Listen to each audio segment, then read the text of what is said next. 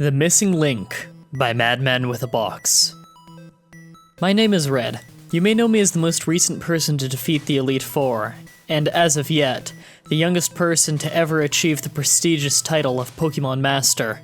With my Charizard, Pikachu, Gyarados, Marowak, Graveler, and Beedrill, I was able to complete my Pokédex for Professor Oak shortly after, but my story wasn't over yet.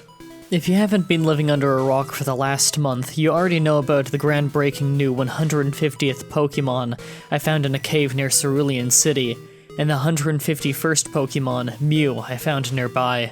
What you might not know is about the 152nd Pokémon I found before either of them. When Gary first told the professor and I about the mysterious psychic-type Pokémon that attacked him, my thoughts immediately went back to the strange journal entries I found scattered around the abandoned mansion on Cinnabar Island. I decided to fly over there. My plan was to scan a digital copy of all of the journal scraps.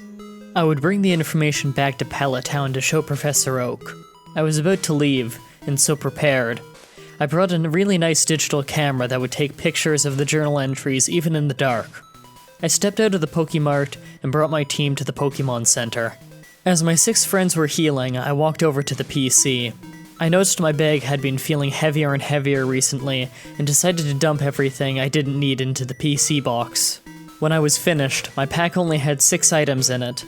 It had 2 Max Repels, a Hyper Potion, an Antidote, a Paralyze Heal, and an Ultra Ball. I scrolled through the selection list, making sure there wasn't anything else I wanted to bring. My finger stopped scrolling the moment I saw an item. At the very top of the list was the one, the only, Master Ball. According to the man who gave it to me, this would catch any Pokemon in the world without even having to fight it. I had placed it in the box because I wanted to save this unique and powerful Pokeball for when I had really needed it. I thought about Gary's description of the mysterious Pokemon. This might be the right time. I pressed the select button and held out my hand under the small indent in the wall. The Master Ball materialized in my gloved palm. I shook the ball slightly to gauge its weight. I never ceased to be surprised with how oddly light the Master Ball was. I tossed it in the air and opened my bag. I caught the Master Ball with my bag and it fell in the 7th item slot. Just as I was closing the bag, Nurse Joy called my name. I smiled and took my Pokemon. As I stepped out of the Pokemon Center, I decided to make another stop before I went to Cinnabar Island. I pulled my first ever Pokemon out from my belt. I pressed the button and the Charizard emerged. It yawned. I walked over to my friend and scratched under his maw. He smiled at me content. I rubbed the side of his wing and swung my leg over his back.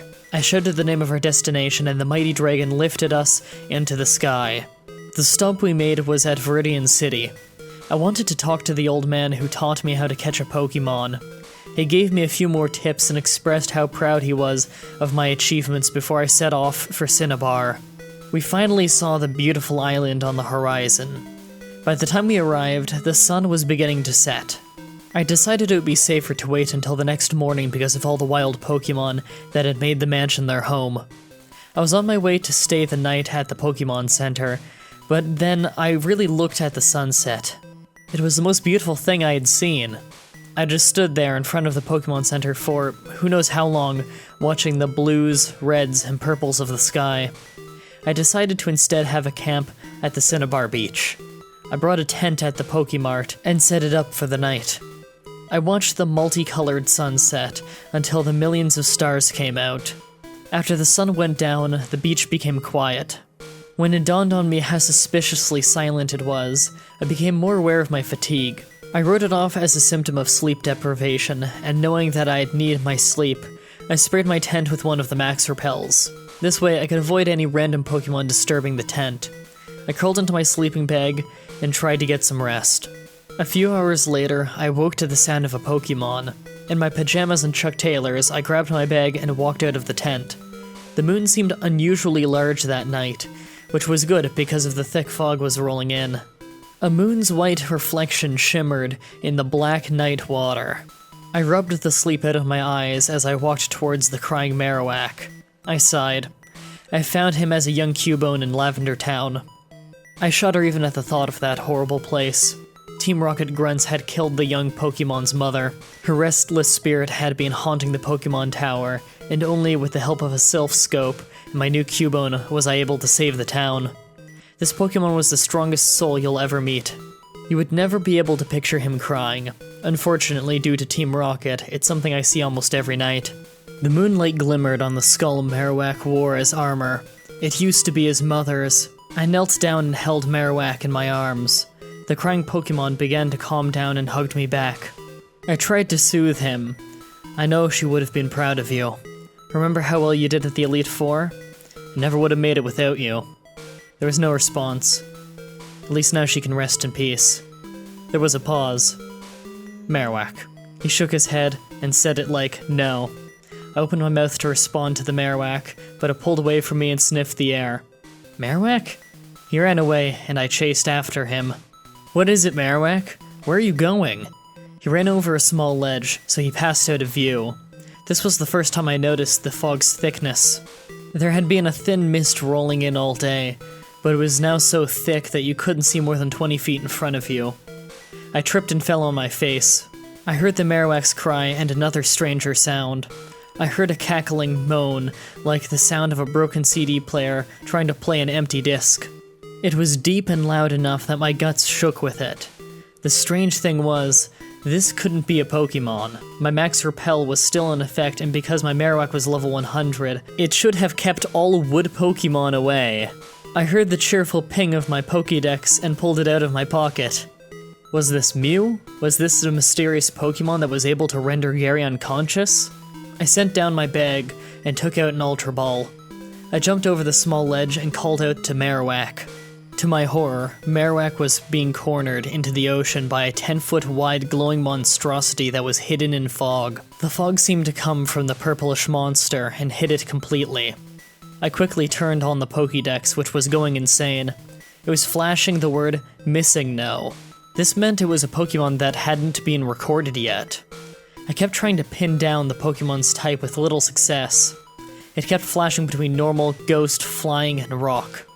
I slipped the Pokédex into my pocket and shouted for Marowak to use Fling. This Pokemon looked more like a ghost type than anything else, and Fling was the only move Marowak had that would be effective. Marowak nodded and ran towards the luminescent black monster. The moment his bone club hit the Pokemon, he fell back and fainted. I shouted out and ran towards my fallen friend. I cursed under my breath once I realized that this figure was definitely a ghost. I left my Sylph Scope in the PC and would have no way of identifying Missingno. Slowly, Missingno turned to face me with its terrifying, featureless face. I ran in and scooped up Marowak. I turned back to heal Marowak and get the rest of my Pokemon. I heard a broken voice speak from behind me. Don't worry, I'm not going to hurt you. Something about the voice sounded off, and I ignored it. I looked back just for an instant when Missingno's turned a bluish color. I knew what that meant. I realized that it must have gained some experience when Marowak was knocked out. It began to evolve. Suddenly, the fog disappeared and disparated within an instant. The Missingno evolved sporadically with almost pixel-like distortions into a Kangaskhan. There were two off-putting differences, though. The first, that there was no baby in its pouch. The second was far more disturbing. It had no skull. The Pokemon's face was collapsing in on itself, and the Pokemon collapsed on the ground. Cautiously, I inched closer to Missingno. On further inspection, my suspicions were confirmed. The Pokemon was dead. That was when I realized this Kangaskhan's body was Marowak's mother. It made perfect sense. If you take away the bone helmet, Cubone looked just like a baby Kangaskhan.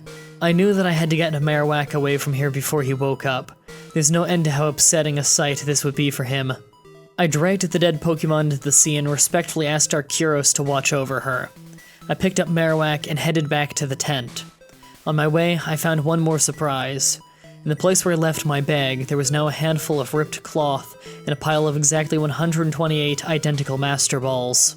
Later, when I addressed Professor Oak about the incident, he came up with a theory. It is well known that while a Pokemon gains a level, its health is slightly replenished. The professor believes that if the mother Pokemon was killed in the middle of further evolution, that it could have been stuck in some limbo between life and death. That would also explain why it evolved the moment it gained any experience whatsoever. Oak admittedly didn't have any proof to support his supposition, and it wouldn't explain the mystery's multiplication of Master Balls. We may never truly understand what happened that night on Cinnabar Island. That was The Missing Link. Final thoughts? A good story.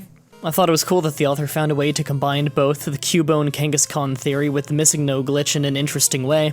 I thought the whole Marowak crying scene was pretty cheesy and probably could have been handled better.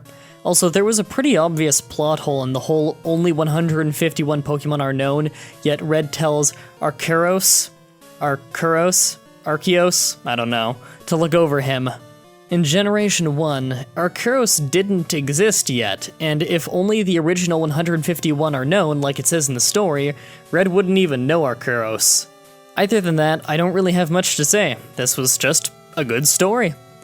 That's it for this creepypasta. Tune in again next Saturday when we tackle yet another story made and sent in by the fans with The Vegetable Mareep of Kalos. If you want to write your own story, help peer edit a story, or even just read the stories early, check out the description where you'll find a link to the creepypasta section of my forum. You'll also find a link to the playlist of every creepypasta reading I've done. If you're interested in keeping up on my blog posts, join the Facebook fan page linked below. And also, if you want to support me and what I do, check out the Patreon page in the description. Remember that if you want your story to be read on the show, you must stay active on your post on the forum, as well as read the forum rules. Thank you all for watching. Until next time, sweet dreams.